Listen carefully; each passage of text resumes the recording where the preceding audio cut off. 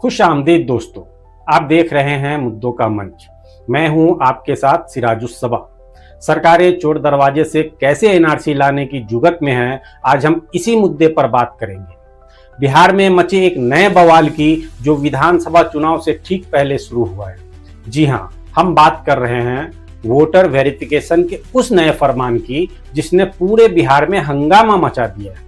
चुनाव आयोग का ये कदम क्या है, क्यों विपक्षी पार्टियां इसे लेकर बीजेपी सरकार और चुनाव आयोग पर हमलावर हो रही है, और सबसे बड़ा सवाल, क्या ये वोटर वेरिफिकेशन का नाम लेकर लोगों के मताधिकार को छीनने की साजिश है। चलिए इस मुद्दे को गहराई से समझने की कोशिश करते हैं। दोस्तों, बिहार में विधानसभा चुनाव नजदीक है और इसके पहले ही चुनाव आयोग ने एक बड़ा ऐलान किया है। आयोग ने कहा कि वो बिहार में विशेष गहन पुनरीक्षण यानी स्पेशल इंटेंसिव रिवीजन करेगा। इसका मकसद है वोटर लिस्ट को साफ करना, ये सुनिश्चित करना कि सिर्फ वैध मतदाता ही वोट डाल सकें। सुनने में तो ये सामान्य बात लगती है ना। हर बार चुनाव से पहले वोटर लिस्ट की जांच होती है, नए लोग भी जोड़े जाते हैं, पुराने लोग हटाए भी जाते हैं। लेकिन इस बार मामला इतना आसान नहीं है।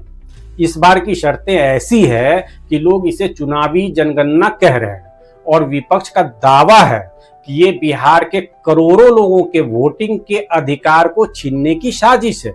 आखिर ऐसा क्या है इस वेरिफिकेशन में, इसे स्टेप बाय स्टेप समझना होगा। सबसे पहले ये समझते हैं कि सामान्य तौर पर वोटर वेरिफिकेशन कैसे होता है। अगर आपको वोटर लिस्ट में अपना नाम जुड़वाना है तो आप क्या करते हैं, यही करते हैं ना। आप इलेक्शन कमीशन ऑफ इंडिया की वेबसाइट पर जाते हैं, फॉर्म 6 भरते हैं और 2 तरह के दस्तावेज जमा करते हैं। एक पहचान पत्र जैसे आधार कार्ड, पासपोर्ट या ड्राइविंग लाइसेंस, और दूसरा एड्रेस प्रूफ जैसे बिजली बिल या राशन कार्ड। इसके बाद बूथ लेवल ऑफिसर आपके पते पर आता है, वेरिफिकेशन करता है और सब कुछ सही पाया जाता है तो आपका नाम वोटर लिस्ट में जुड़ जाता है। आसान है ना।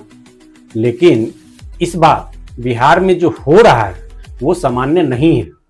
चुनाव आयोग ने कहा है कि वो पूर्ण निरीक्षण करेगा, और वो भी बड़े पैमाने पर और गहनता के साथ। और इस निरीक्षण में कुछ ऐसी शर्तें हैं जिन्हें सुनकर लोग हैरान हैं। चलें अब आते हैं उन शर्तों पर जिनकी वजह से बिहार में बवाल मचा है।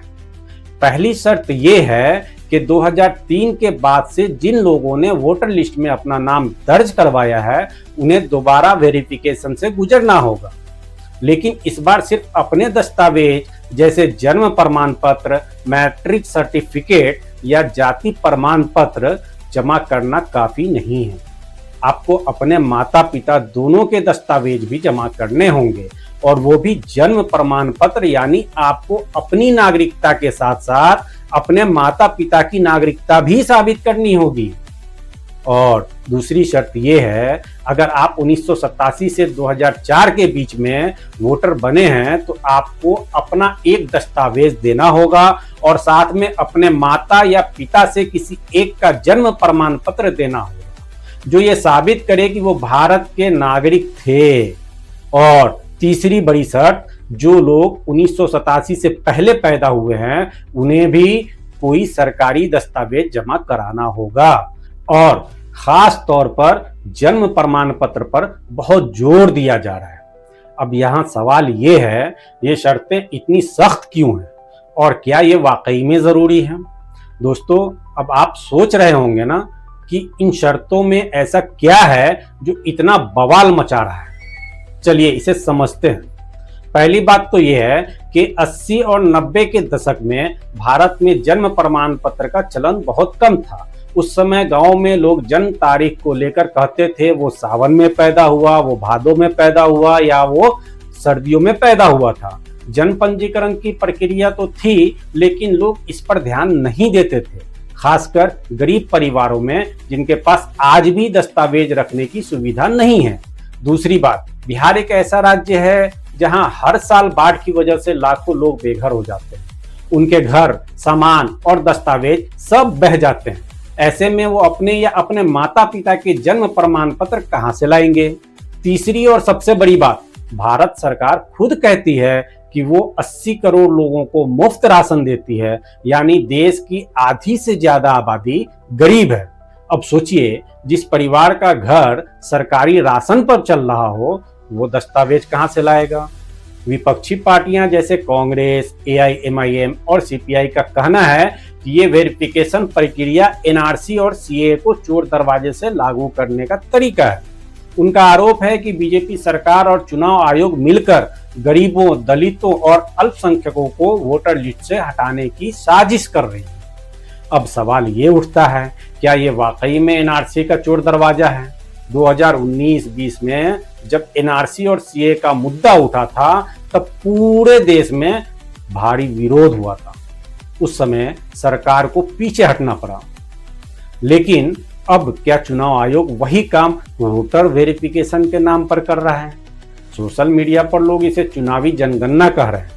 एआईएमआईएम के नेता असदुद्दीन ओवैसी ने कहा है कि बिहार में 8 करोड़ वोटर हैं, लेकिन 4.76 करोड़ लोगों को अपनी नागरिकता साबित करनी होगी। योगेंद्र यादव जैसे लोग इसे लोकतंत्र के लिए खतरा बता रहे हैं।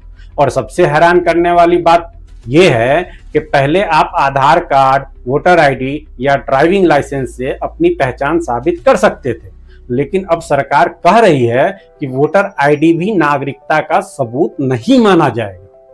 तो फिर सवाल ये है, अगर वोटर आईडी और आधार कार्ड भी काफी नहीं है, तो लोग अपनी नागरिकता कैसे साबित करेंगे?